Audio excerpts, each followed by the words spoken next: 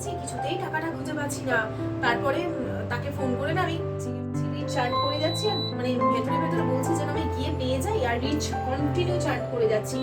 মানে এসেও আমি হাতারি পাতারি করে জায়গাটা, তোমাকে কিছু না মানে তোমার সবকিছু ঠিক আছে, তারপরেও যদি তোমার কপালে লেখা থাকে না যে তোমাকে ভোগান্তি সহ্য করতে হবে, কথা সহ্য করতে হবে, তো তোমার কপালে আসবে, কিছু করার নেই। ভগবানের অসীম কৃপা যে পেয়ে গেছি।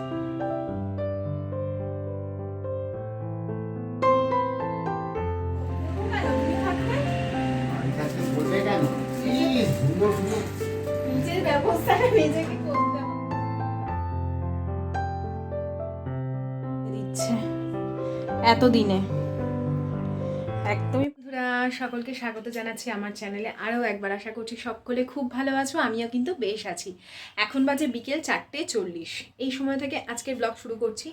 এই জাস্ট কিছুক্ষণ আগে আমি ওই দুপুরের খাওয়া দাওয়ার পর বাসনপত্র মাজা ধোয়া, কিচেন ক্লিন সমস্ত কিছু হলো। দেখাই কিচেনটা আমার, এই যে সব পরিষ্কার করে একদম কাউন্টার টপ কুকটপ সব মেজে ধুয়ে নিয়েছি, কারণ অনেক কিছু রান্নাবান্না করেছিলাম, পুরো তেল চিটচিটে হয়েছিল। তোমাদের তো বলেইছি বছরের প্রথম দিন থেকে আমি আবারও চেষ্টা করব রান্নাঘরটা যখন রান্না হয়ে যাবে সঙ্গে সঙ্গে ক্লিন করে নিতে পারি। এটা ভীষণ একটা ভালো দিক, সংসারের ভালোর জন্য হোক বা তোমার ঘরের ভালোর জন্য, নিজের ভালোর জন্য, এটা ভীষণ একটা ভালো দিক। যারা মানে তারা মানবেই বা তারা জানবেই এই বিষয়গুলো।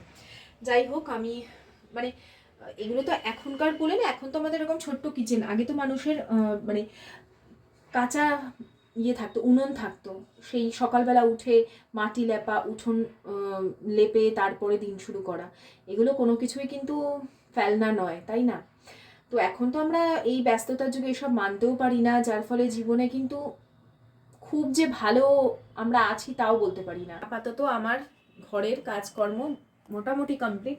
এই ঘরের চাদরটা না আজকে দুখানা চাদর নিচে পরপর পাতা ছিল, দুখানা চাদরই তুলে দিলাম। দিয়ে এই ঘরে ভেবেছিলাম একটা নতুন চাদর পাতবো, কিন্তু নতুন চাদর পাতা হলো না আজকে। ওই ঘরে একটা নতুন চাদর পেতেছি, সেটা আমি পরে তোমাদের দেখাচ্ছি। এই ঘরে নতুন চাদর পাতিনি কারণ কোনো প্রয়োজন নেই। এক তো ওই চাদরগুলো অনেক বড়, 6-7-এর ওপর যে খাট সেই খাটের, আর এই খাটে এটাও নতুনই চাদর, দুর্গাপুজোর সময় কিনেছিলাম। এই ঘরে না একটু সাদাটে চাদর পাতলে ব্রাইট লাগে আরও বেশি। আরও এই ঘরটা বেশি বড়, আমার যেটা আগে বেডরুম ছিল ঠিক এর উল্টো দিকে যেমন বড় ছিল, পাশের ঘরটা ছোট রুম ছিল, সেরকমই ওইটা হচ্ছে বেডরুম হয়ে গেছে এখন, আর এইটা হয়ে গেছে আর একটা রুম, বুঝেছ? তো এই রুমটা অনেক বড় আমার ওই রুমের থেকে। আর এখানে এগুলো কি বলো তো, এগুলো এই প্রসাদ যে দিতে হবে তার কিছু সব দিয়েছি, আরও কিছু আছে, সেই প্রসাদগুলো এখানে রাখা, মানে রাখার আর আমি জায়গা পাচ্ছি না। যাই হোক, চলো আমি আজকে বেরোবো একটু, এখন যাব হচ্ছে ডাক্তারের কাছে। আমার ঠান্ডা লাগাটা কমেনি, আয়ুষ্মানকেও একটু দেখাবো। হ্যাঁ, তো এই সমস্ত এখন চলতে থাকবে, আপডেট যা হবে তোমাদের দিতে থাকবো। চলো কাজগুলো সেরে নিই ঝটাপট। কিচেন ক্লিন করে নিয়েছে, এই ঘরে চাদরটা পেতে গেলে একদম রিল্যাক্সে নিশ্চিন্তে আমি এসে কফি টফি খাবো।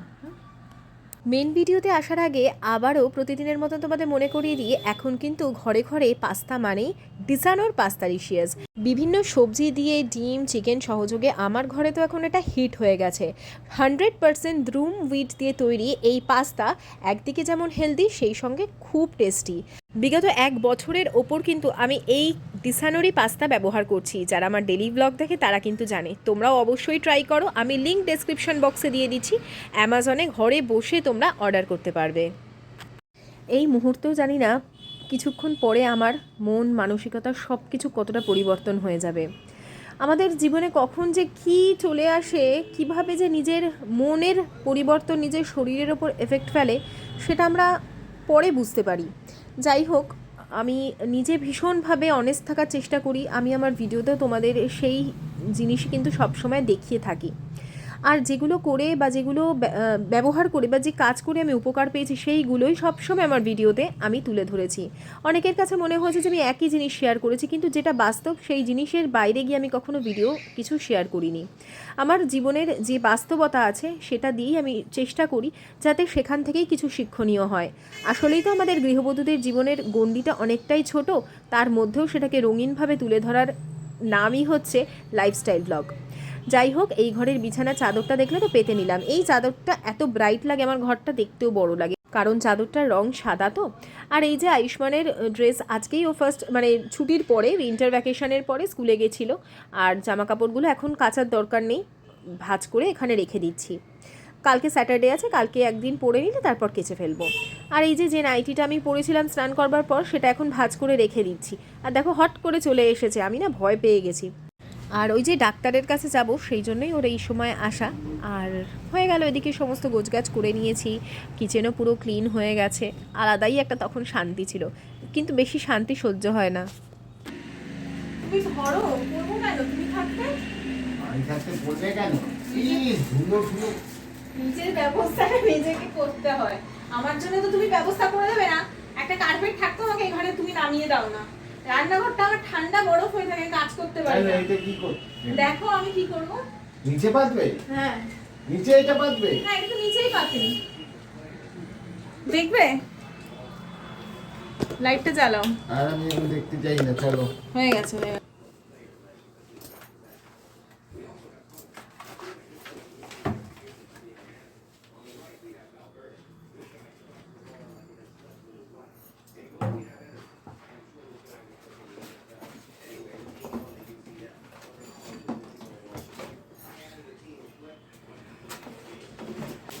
সবজি প্যাকেটটা দাও। বাইরে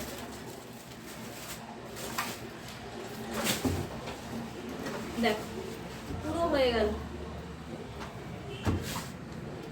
কেমন? ভালো। কবে কিনে ঢুকিয়ে রেখেছিল, বার করার না। পায়ে ঠান্ডা লাগছিল, এখন কাজে দিচ্ছে। এতদিনে একদমই পায়ে এবার আর ঠান্ডা ঠান্ডা লাগবে না, আরামসে দাঁড়িয়ে কাজ করো। কে আমাকে বলেছিল যে লেখা আছে তার উপর দাঁড়িয়ে তুমি কাজ করবে, তার উপর দাঁড়াবে।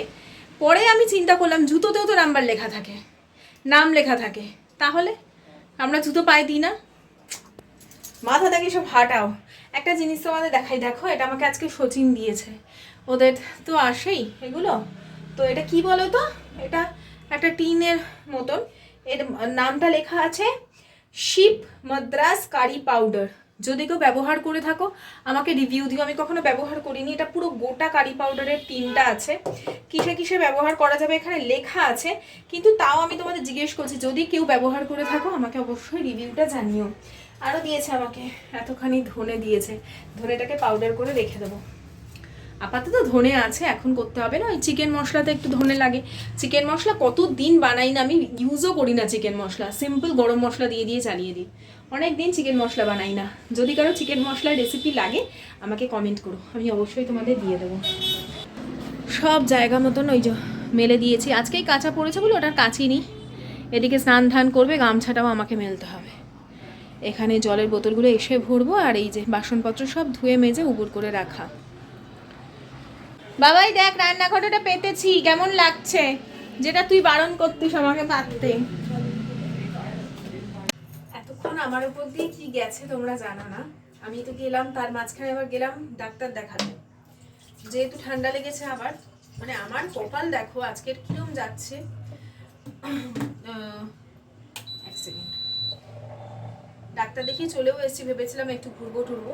অ্যাকচুয়ালি কি হয়েছে, আমার একজন না 10,000 টাকা রাখতে দিয়েছিল, নিয়ারেস্ট একজন 10,000 টাকা রাখতে দিয়েছিল।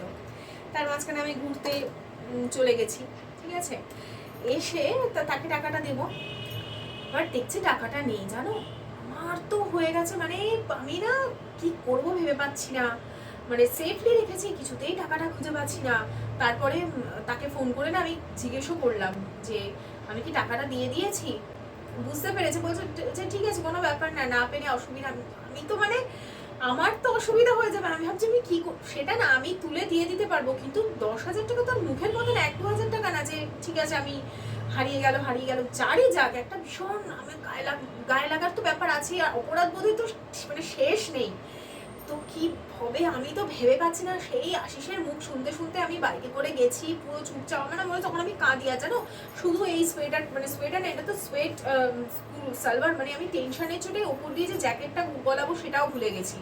আর বাইরে অস্বাভাবিক ঠান্ডা। আমি শুধু মানে রিচ চান্ট করে যাচ্ছি আর মানে ভেতরে ভেতরে বলছি যেন আমি গিয়ে পেয়ে যাই, আর রিচ কন্টিনিউ চান্ট করে যাচ্ছি। মানে এসেও আমি হাতারি পাতারি করে জায়গাটা খুঁজেছি, কোথাও নেমে সমস্ত কিছু বক্স টক্স যা আছে খুলে টুলে সমস্ত জামা কাপড় সরিয়ে সব কিছু করে করে তন্ন তন্ন করে খুঁজেছি, পাচ্ছি না। তারপরে আশিস তো মানে ঘরেই ঢুকছে না, আমার ওপর মাথা গরমে। তারপর আমার ছেলে বলছে আমি খুঁজছি, সরো সরো আমাকে দেখতে। তো অনেকক্ষণ ধরে ও খুঁজছে।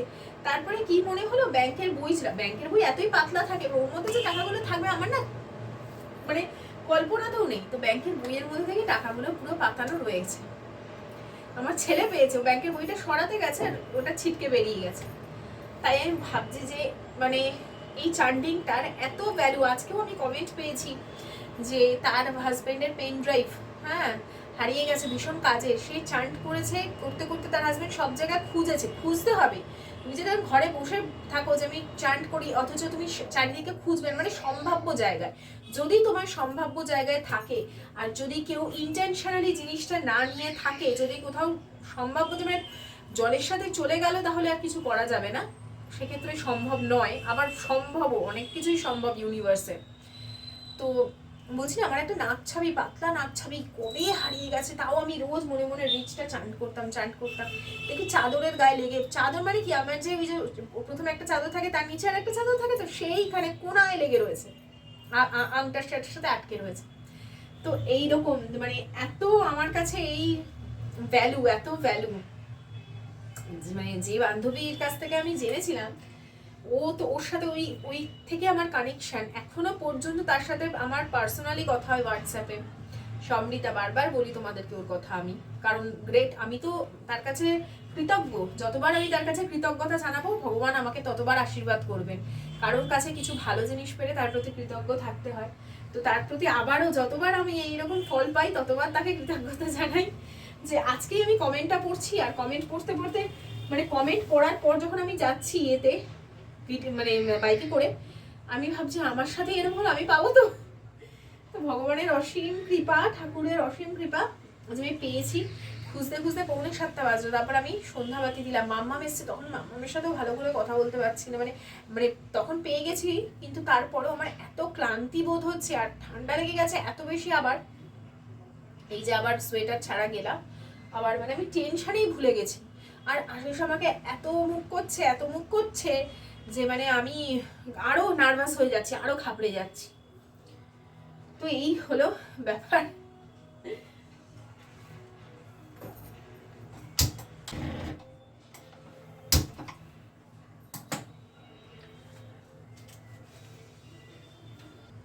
তারপরে খুঁজতে গিয়ে একটা জায়গায় আটকে হাতটা এত ব্যথা পেলাম। আর শীতকালে একটু লাগলে জানোই তো কিরকম কষ্ট হয়। সবই ভালো হয়, কিন্তু ওই ভোগান্তি কপালে লেখা থাকে কখনো কখনো।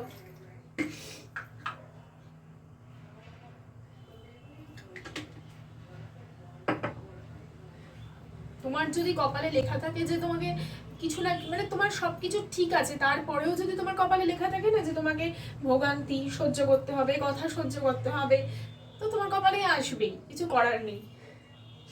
ভগবানের অসীম কৃপা যে পেয়ে গেছি।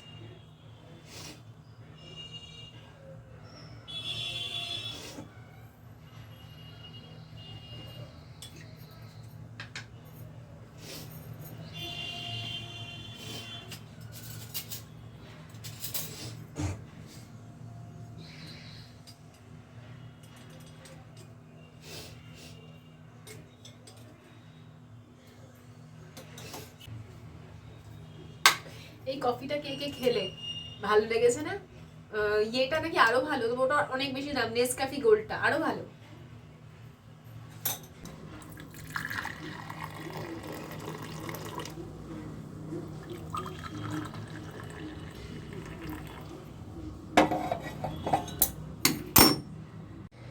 তো এই যে এখন রিল্যাক্সে বসে আমি আর আয়ুষ্মান দুজনে কফি খেলাম।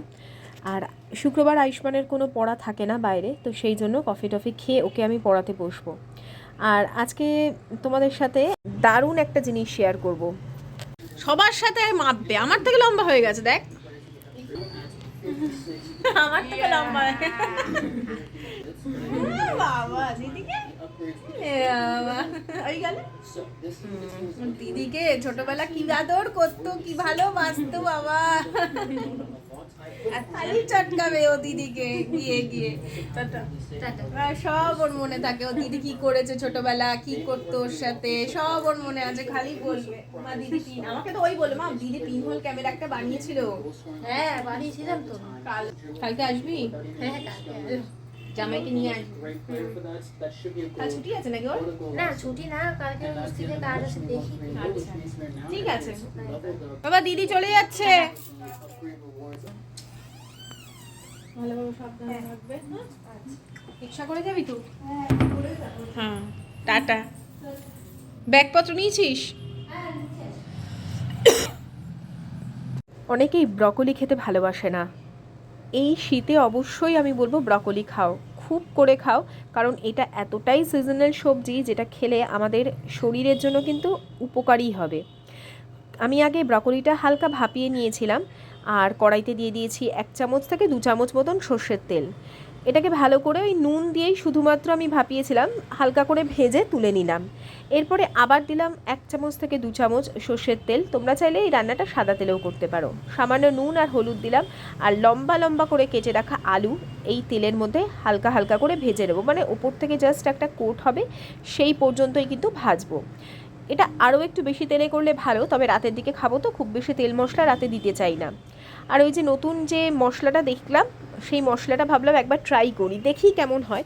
এই মশলা তোমাদের না থাকলে তোমরা দেবে না, না দিলেই মানে না দিলেও খেতে খুবই ভালো লাগে। আর এই মশলাটা খেয়ে বুঝলাম যে ওই রেস্টুরেন্টে যে মানে যে একটা আলাদা সবজির একটা গন্ধ আসে না, সেইটা হচ্ছে এই ধরনের মশলাগুলো থেকেই আসে। দেখবে বাইরে যখন আমরা খেতে যাই সব তরকারিতে একই রকম একটা গন্ধ আসে, আমার মনে হয় যতদূর এই মশলাগুলোই হচ্ছে সেই মশলা। যাই হোক, এখানে দেখো আলুটা বেশ লাল লাল করে আমি ভেজে তুলে নিয়েছি। এরপরে আবার আমি 2 চামচ মতন সর্ষের তেল কড়াইতে দিচ্ছি। কোনো রকম ফোড়ন আলাদা করে এই তরকারিতে লাগে না। তেলটা বেশ ভালো গরম হলো। এরপরে আমি রসুন কুচিয়ে নিয়েছি, কুচোনোও নিতে পারো বা ওই গ্রেট করেও নিতে পারো, বাটাত নেওয়ার থেকে এটাই বেশি বেস্ট। রসুন কুচিটা একটু লালচে হয়েছে, তার মধ্যে ডুমো ডুমো করে কেটে রাখা পেঁয়াজ দিলাম। খুব বেশি ঝিরিঝিরি করিনি, আর খুব বেশি এগুলো ভাজতেও হবে না। একটু শক্ত শক্ত থাকতে থাকতে বা গোটা গোটা থাকতে থাকতেই কিন্তু রান্নাটা সারতে হবে। দিয়ে দিলাম একটা মিডিয়াম সাইজের কেটে রাখা টমেটো। টমেটো 2টো লাগবে, একটা হচ্ছে এই সময় আর একটা লাস্টের দিকে দেবো। আর দিয়ে দিলাম এই 1খানা ছোটো সাইজের ক্যাপসিকাম। বললাম যে কোনোটাই কিন্তু খুব বেশি গলিয়ে ফেলবো না বা খুব বেশি ঘেটে ফেলবো না, সবই যেন মুখে পড়ে আলাদা আলাদা করে। খুব বেশি মশলার তো প্রয়োজনই নেই, আমার কাছে তো এই মশলাটা ছিল বলে দিলাম, না হলে শুধুমাত্র হলুদ গুঁড়ো, লঙ্কার গুঁড়ো আর ধনের গুঁড়ো দিয়েছি, জিরের গুঁড়োও দেবে না। তো এই হচ্ছে সামান্য মশলা যেটা প্রয়োজন। আর এখন এটাকে খুব ভালো করে কষাবো। মানে চাইলে তোমরা এর মধ্যে জলও নাও দিতে পারো, আমি হালকা জল দেব, কিন্তু প্রয়োজন নেই। আর এই যে আলুটা ভেজেছিলাম, আলুটা ভাজতে ভাজতেই প্রায় সেদ্ধ হয়ে এসেছিলো। এখন খুব ভালো করেই মশলার সাথে কষাবো। আর যে মশলাটা ভিজিয়ে রেখেছিলাম সামান্য নুন দিয়ে, মানে এই মাদ্রাজি মশলা যেটা লেখা আছে ওইটা আমি দিয়ে ভালো করে কষাচ্ছি, একদম যেমন রেস্টুরেন্টের গন্ধ একদম ছড়িয়ে যায়। মিক্স ভেজ বলো বা কোনো রকম পনিরের কোনো তরকারিতে যে একটা আলাদা গন্ধ বেরোয় না, এটা হচ্ছে সেই ফ্লেভারটা। তো যে কোনো পালক পনির থেকে শুরু করে যে কোনো মাংস হোক, সব কিছুতেই এই মশলাটা অ্যাড করা যায়। আমি আরও একটু মশলাটা গুলে দিয়েছিলাম, কারণ প্রথমে ভয় পাচ্ছিলাম কেমন হবে না হবে, পরে দেওয়ার পর দেখলাম স্বাদটা কিন্তু বহুগুণ বেড়ে গেছে। তো আমি অনলাইনে যদি পাই এটার কোনো রকম জায়গায় কোথাও যদি পাই, আমি রেসিপি বলছি, আমি ওটা লিঙ্কটা শেয়ার করে দেবো। সামান্য চিনি দিলাম, নুনটা ঠিকই ছিল, আর অল্প একটু জল দিয়ে ঢেকে দেবো। এখন মটরশুঁটি দিয়েছি বেশ কয়েকটা গোটা গোটা, আর টমেটো দিয়ে এটা বেশ কিছুক্ষণ ঢেকে রাখলেই হয়ে যাবে রান্নাটা। তো ঢেকে রাখার পর দেখো হালকা এখনও জল আছে, এই জলের প্রয়োজন নেই, এটা যত গ্রেভি হবে যত মাখা মাখা হবে তত খেতে ভালো লাগে। তো টমেটোটাও বেশ মুখে পড়বে, ক্যাপসিকাম মুখে পড়বে, মটরশুঁটি মুখে পড়বে, আর ব্রকলি তো এমনি খুব বেশি সেদ্ধ করার প্রয়োজন পড়ে না, মুখে একটা ক্রাঞ্চি ক্রাঞ্চি ভাব থাকে। আমার ঘরে তো আমার ছেলে থেকে শুরু করে হাজব্যান্ড প্রত্যেকের ভীষণই ফেভারিট হচ্ছে ব্রকলি, বিশেষ করে যখন এইভাবে সবজিগুলো রান্না করি। তো এই ছিল আমার আজকের রেসিপি। তোমাদের কেমন লাগলো কমেন্ট করে অবশ্যই জানাও। আজকের মতন বিদায় নিচ্ছি, সকলে খুব ভালো থেকো, টাটা, বাই বাই।